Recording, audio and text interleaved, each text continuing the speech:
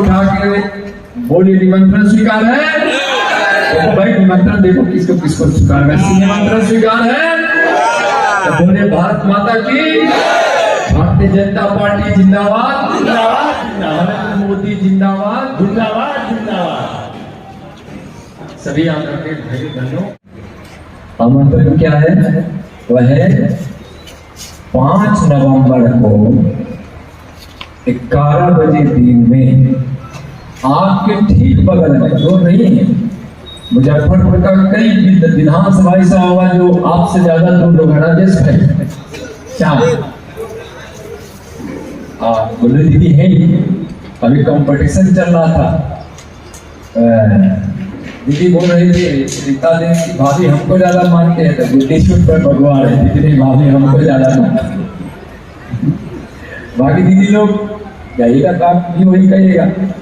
तो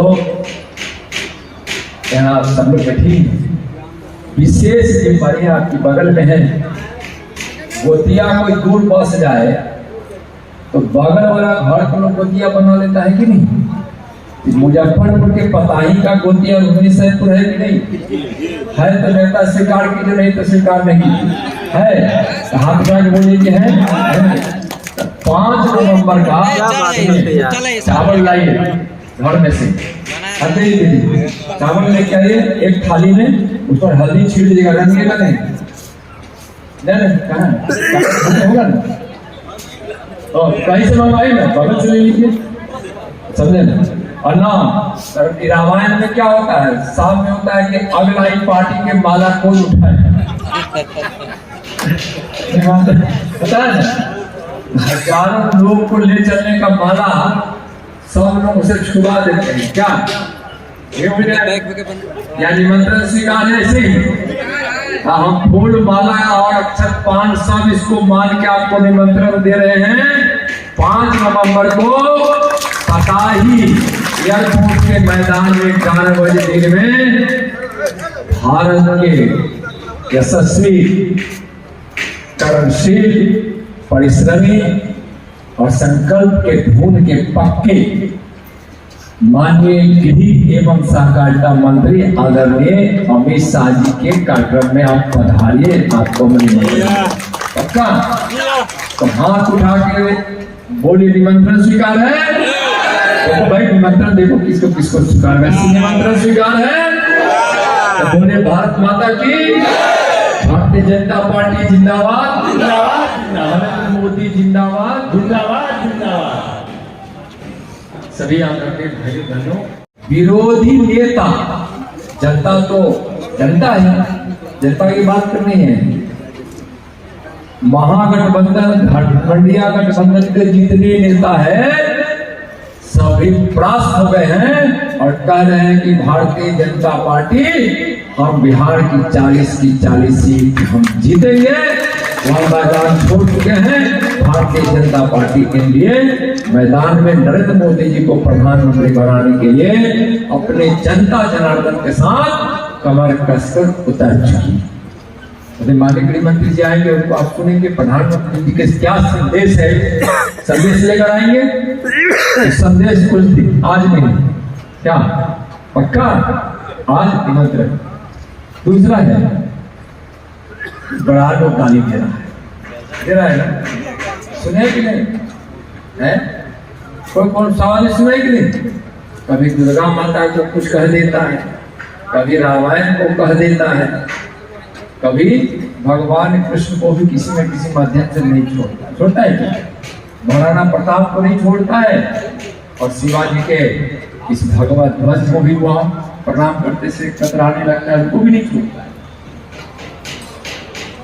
तो ऐसी पार्टी जिसको विकास से मतलब नहीं है, कौन चीज से मतलब नहीं है?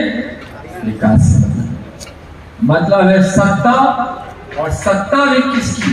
तो अपने परिवार से बाहर नहीं, परिवार से बाहर किसी को नहीं। लालू जी होंगे तो रावण जी होंगे तो तेजस्वी जी होंगे तो कभी ऐश्वर्या जी आएंगे तो कभी उनकी निशा भारती जी बहन होंगी, यानी लालू जी की बेटी होंगी, तो पता नहीं उससे बाहर जा नहीं सकती। कौन हो? मैं बताइए, लालू जी जब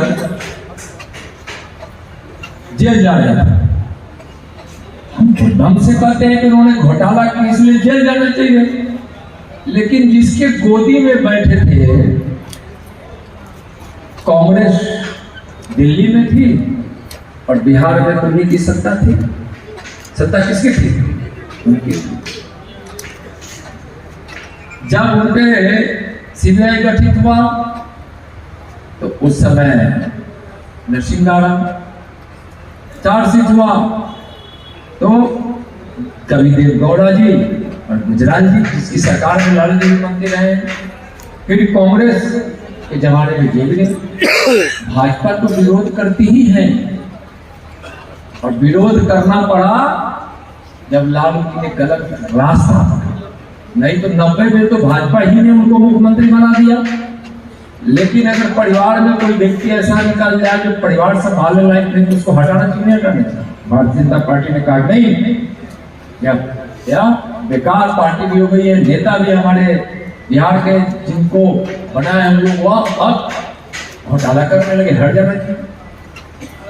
तो नीतीश जी आए और उनको कंधे पर बैठाकर, कभी कंधे पर बैठा के लालू जी को मुख्यमंत्री बना दी भाजपा, कभी उत्तर प्रदेश में मायावती जी को बना दी और नीतीश जी को बना दी। नीतीश जी बड़ा चालाक आदमी,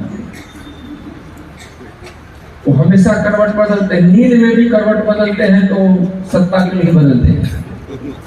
बाएं नींद में बदलते हैं तो कहते थे कुर्सी, दाएं जब वह पलटते हैं तो कहेंगे कुर्सी, चित से सोतेंगे तो कहेंगे कुर्सी, पट सोतेंगे तो कहेंगे कुर्सी।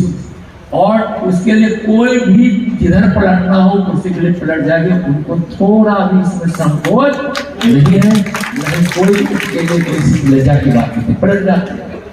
जिसको गाली देते हैं कि दूसरे को गाली देते हुए सुने नहीं, उतना गाली सुनने के बाद जो सत्ता के बिना सो नहीं सकता है वही आदमी उससे समझौता कर सकता है। भारतीय जनता पार्टी का ऐसा समझौता नहीं करती। सत्ता के लिए ये लोग किसी भी हद तक जा सकते हैं। अब देखिए वो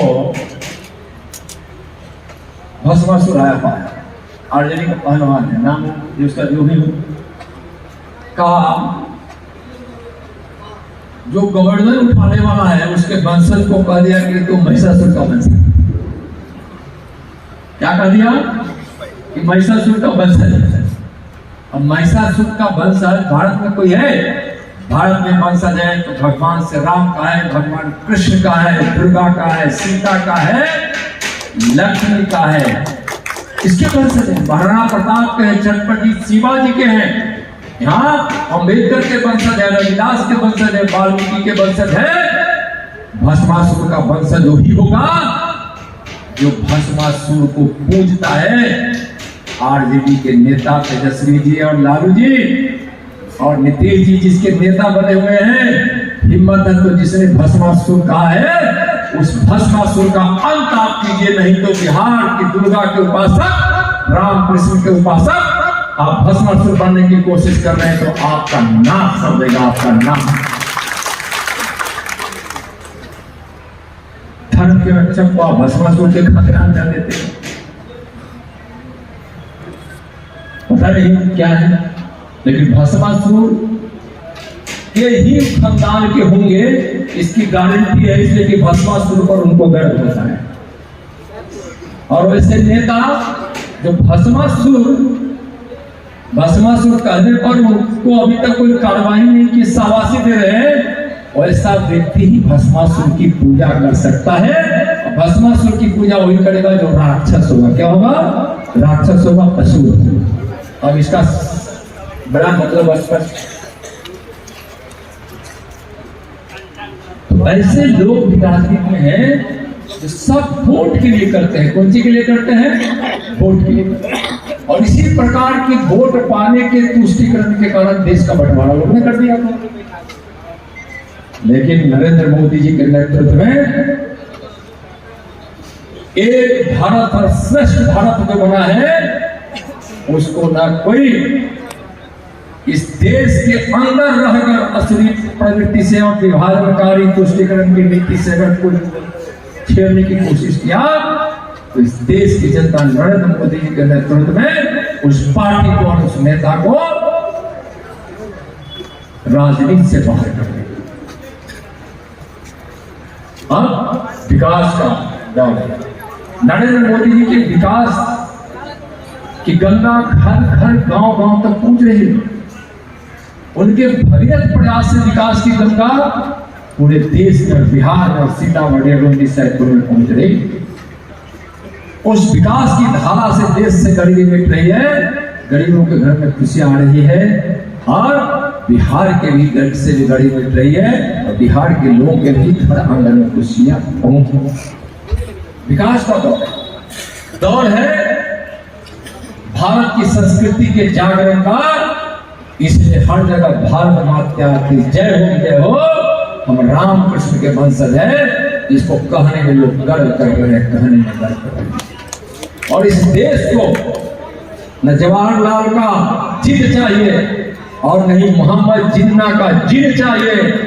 भारत को चाहिए तो अंबेडकर, महाराणा प्रताप, डॉक्टर श्यामा प्रसाद मुखर्जी और दीनदयाल उपाध्याय का जिन चाहिए, जिन्ना का जिन नहीं चाहिए।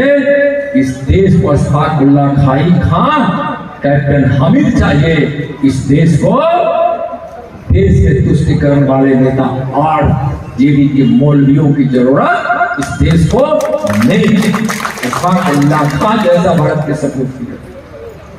चलिए प्रधानमंत्री जी के संदेश को लेकर उस दिन आ रहे हैं।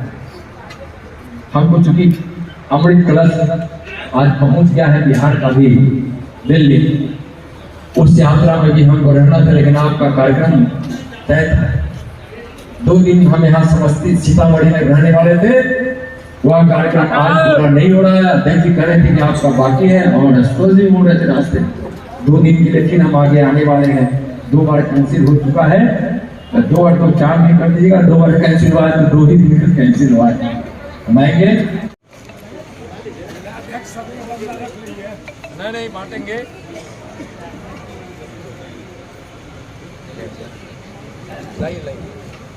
यहाँ अक्षत से अपने यहाँ पवित्र मन से पवित्र निमंत्रण दिया जाता है।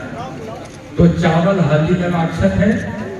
जिला अध्यक्ष जी, मंडल अध्यक्ष जी, बूथ अध्यक्ष जी, पार्टी के नेता, विधायक और विधायक सभी इसका 10-10, 20-20 कण लेकर 1-1 चुटकी, 2-2 चुटकी उस अक्षत में मिलाकर गांव घर जाकर निमंत्रण दीजिए। बहुत बहुत धन्यवाद। जिला अध्यक्ष जी को देकर देने का आप सबको दे देंगे।